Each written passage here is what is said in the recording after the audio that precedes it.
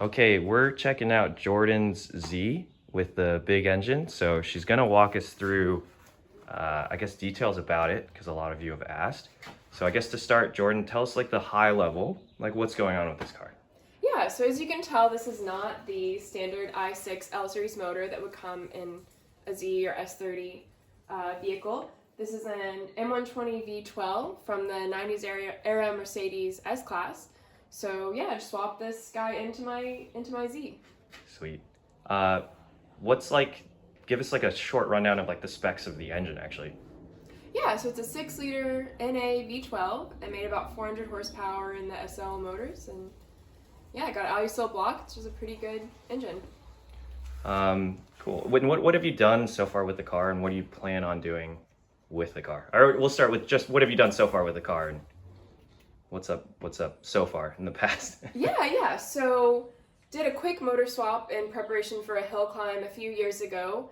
Everything was pretty rushed, just get her in, get her to run, and had some overheating issues with the engine. Found low compression after the race, so swapped in another motor, again from a 90s era SL. This is the second motor, and kind of went through and redid the exhaust fully, added in O2 sensors for both banks, redid the wiring and battery location, as well as the tensioner for the accessory belt and the coolant system, and soon to be throttle bodies were the systems that are kind of redesigned for the second iteration. So a pretty thorough redo, sounds like. Yeah, That's fairly like, thorough. I'm like, what's left to not, what did you not touch on? Yeah, no, there's definitely a number of projects that are not required to get it running again. Really want to enjoy this vehicle, so just trying to do the bare minimum to ensure like a reliable vehicle. There's definitely future things to do with the steering shaft, with the exhaust, other things just to make the vehicle, even more reliable and even like better sounding, better performing. Sounds good. Okay, let's get into the nuts and bolts of this thing. So maybe there's a lot going on, so maybe we start at the front and we'll just work our way back slowly. Yeah, so sounds good. We got a couple things hanging right here. Yeah, so here's the catch can. So previously was just allowing that blow-by gases to vent out to atmosphere. So in this case, installed, in the proper location of the engine, ran the PCV system up here and placed a catch can where we can see the sight glass as well as, jump out the oil and allow the, blow-by gases to be filtered. Also added in a new, larger radiator from Griffin's. They custom made the radiator to the specs that I sent them. So plumbed this guy in. Of course, addressed, the biggest issue, and that is the overheat.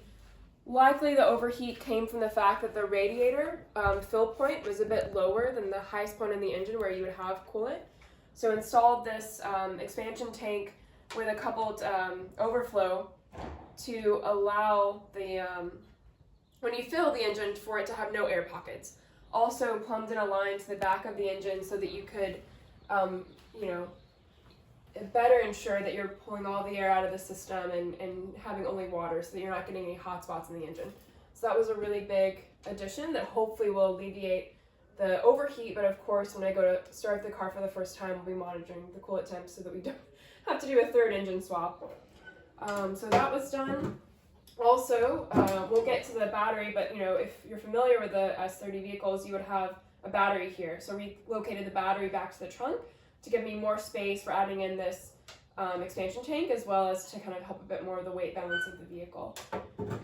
Do you know the actual weight or the balance of the vehicle by chance? Yeah, so I think a lot of people were like, this thing's gonna be so front heavy. It's gonna nosedive everywhere. Right, yeah, no, that was a big concern. I picked this engine in a swap because I personally love roadsters, big engine roadsters, Cobras, Vipers, and that's really why I wanted to do this build, to build like a Datsun, big engine roadster. But if you were to look at my fleet of cars, they're typically momentum cars, and I love well-balanced momentum cars. So I did want to keep some sort of balance of that, and was really happy when we did the kind of the weight distribution of the car to find that that the weight was a bit lower than a stock Z, and that the balance was actually really close to 50-50 front to rear. So really happy with the way that turned out. It really helps the fact the engine is back to the firewall. I've got some things relocated to the rear. But this motor is actually not that much heavier than the stock L series motor. So the L series was an iron block, so even though it only had 6 cylinders, this M120 is only about 100 pounds dry heavier than the L series motor. So it actually ends up not distorting the car's balance or weight that much. Oh, that's a little bit of a surprise, but very cool. Happy surprise. Yeah, I mean, you can see it's really, it's tucked up. Like there's almost not a lot of room between the engine and the firewall. Right, yeah, no, getting wiring and running the PCV and the coolant lines are a bit tricky, but doable, yeah.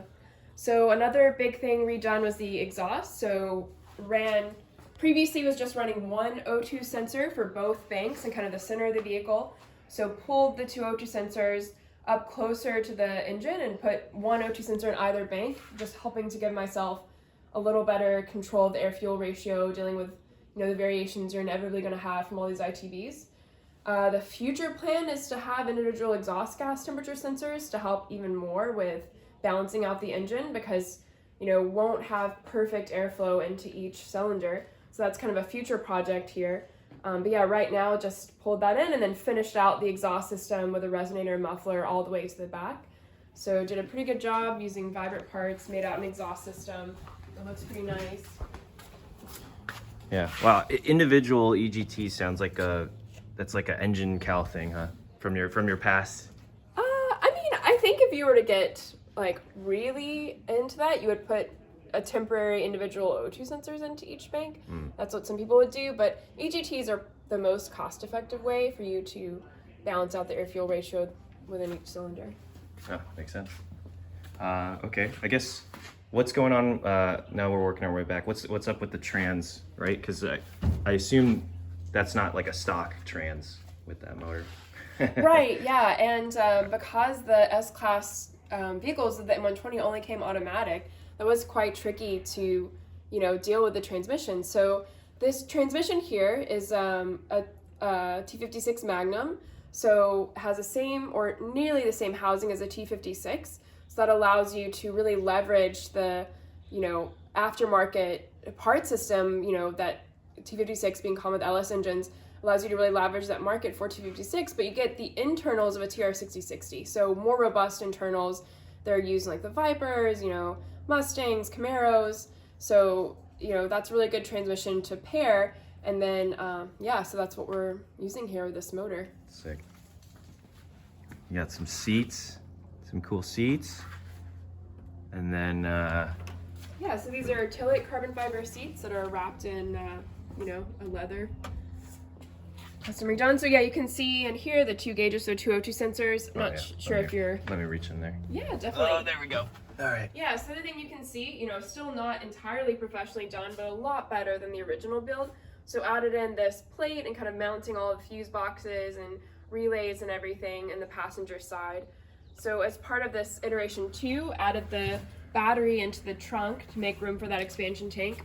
Put this little fireproof box around it. As well as added in a fuse to help mitigate any shorts. I haven't even seen this. This looks really well done. Yeah, I know. Thank you. Learning wiring as I go. Been actually using the High Performance Academy. Their stuff has been really helpful when it comes to wiring. I feel like I've learned a lot. Trying to, exercise those skills in this vehicle. But yeah, wired it in, ran it underneath the passenger seat up into this wiring center in the passenger footwell. Cool. Well, yeah, I think that's probably good. Thanks for showing us around. Oh, I guess what's the status of the car right now, and like what's up? Yeah, so really, the only thing missing are controls for the individual ITBs, so throttle control, and then also I'm having an issue with the ECU blowing the 5-volt sensor fuse. So I got to figure that out, and then after that, we'll running. Yeah, and hopefully I can take you along for a ride along. That's where the real fun's at. Sweet. Yep. Hopefully soon. All right. Bye.